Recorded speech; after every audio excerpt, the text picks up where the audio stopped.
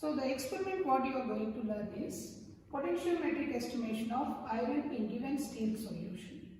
Potentiometry means measurement of cell potential between two electrodes in a redox reaction.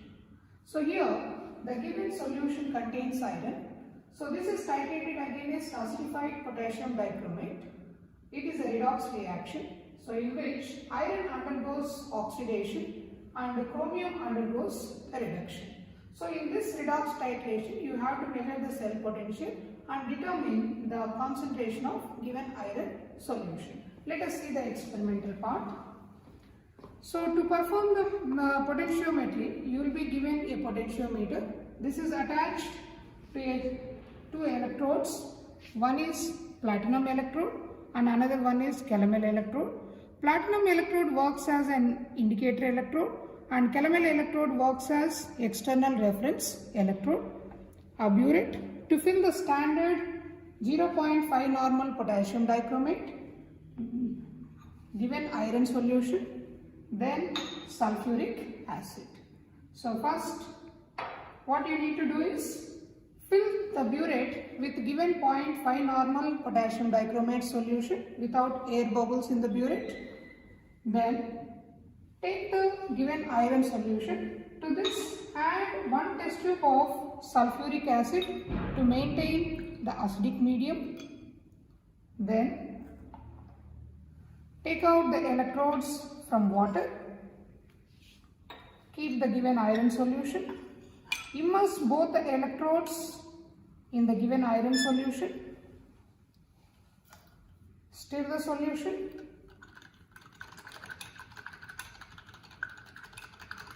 And the measured potential value in the potentiometer. And note down this potential value, that is without adding potassium dichromate. This is the first reading. Then for second reading, arrange the instrument in this way.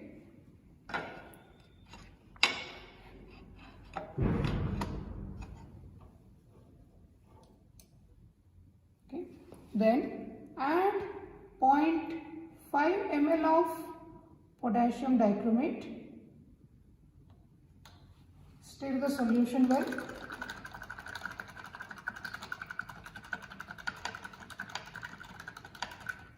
You can see there is increase in the potential value that you have to note down for 0.5 ml of potassium dichromate. So let us add another 0.5 ml of potassium dichromate. Stir the solution.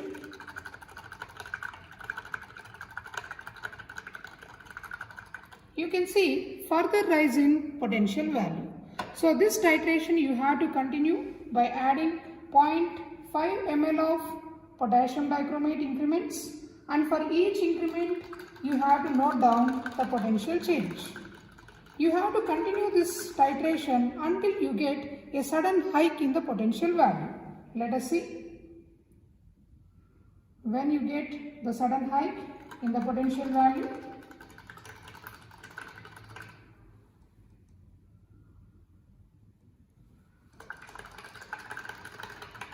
so for each increment, the rise in potential value you have to note down.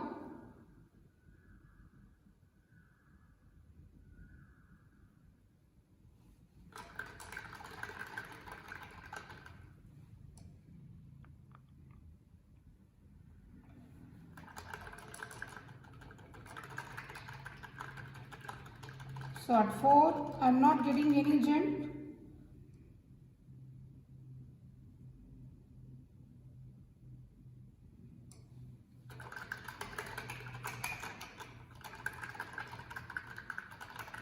.5, no jump.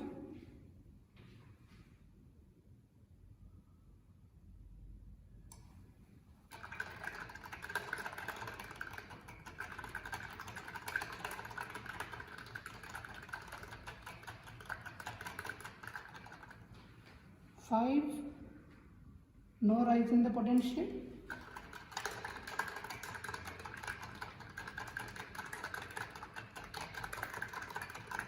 See, at 5.5, I got a sudden rise in the potential value. At 5, it was around 500 millivolts. and at 5.5 you can see a sudden increase in the potential value, that is around 742, 743. So you have to wait until the potential becomes stable and then you have to note down. So this indicates the equivalence point.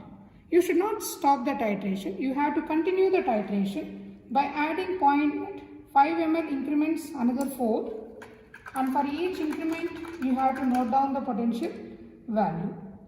After the equivalence point, you will not get much change in the potential value. Anyhow, you need to record those values and stop the experiment.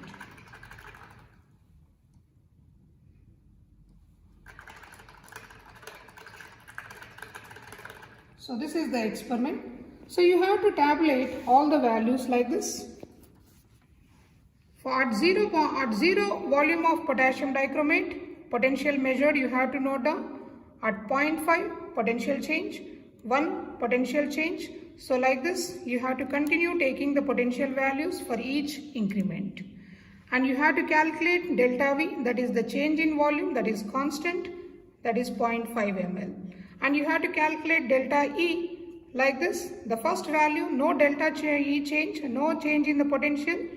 Then second value onwards there is a change in the potential, that is second value minus first value gives you potential change. Third value minus second value gives you potential change. So in this way you have to calculate delta E values.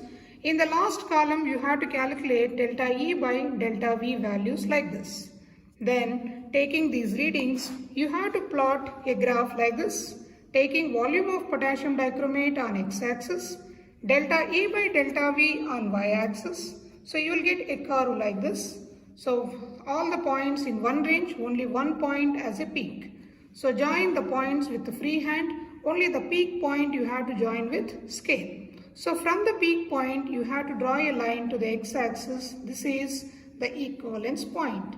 That means volume of potassium dichromate consumed for the titration. So this volume you have to substitute in the normality of iron solution and calculate the normality of iron solution. Then multiplying the normality of iron solution with atomic weight 56, you will get the amount of iron present in 1 liter.